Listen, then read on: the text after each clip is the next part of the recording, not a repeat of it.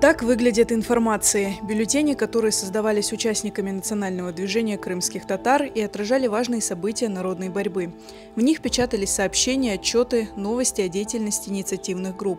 Москвага барган векиллер халкка өзүнүн иши акында, фаалияти акында насыл бир эсабат бережеклер.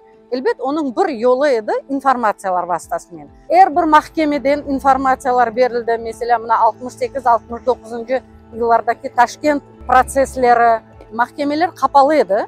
Halk onda iştirak etip olamay. Onun için mına bu informasiyadan bileydiler. Mahkeme etilgen halk vekilleri ne hakkında ayttılar, olarga nasıl sualler berildi ve neler oldu. Son 18 Mayıs'ta mutlaka informasiya yapılaydı. Первые информации появились уже в 60-е годы с активизацией национального движения и издавались даже после массового возвращения крымских татар в Крым. Они печатались большими тиражами и распространялись среди всего крымско-татарского народа.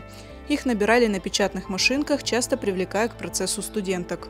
Башта biz bu işni albarıydık institutta dersten son rahmetli Seydamet ağa gelip kızlar dedi böyle olmaz institutta hafılı sizge yaramaya olacak.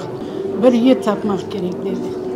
Son hıdırlık Ferganaga yakın bir Osman Yusupova savhozu var idi. Anda benim anamның dayısı yaşaydı. Seydamet ağam şemadan çıkmen geldi. İçinde yazı maşinkası.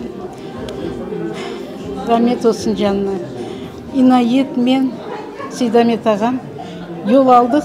Avtobusten ketse kartımızdan kuyruk olur deyip Frunzенский массивге kadar avtobusмен бардық, анда çölden kеттік неге.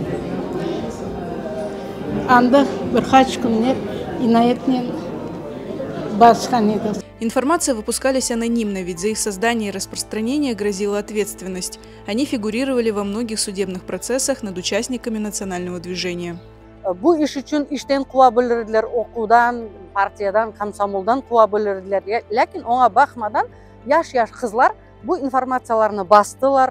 7-8 bir maşinkada, mesela nusxalar kopirkadan geçirip. Точно неизвестно полное количество изданных информаций, периодичность выхода, но они остаются ценным источником об истории национального движения.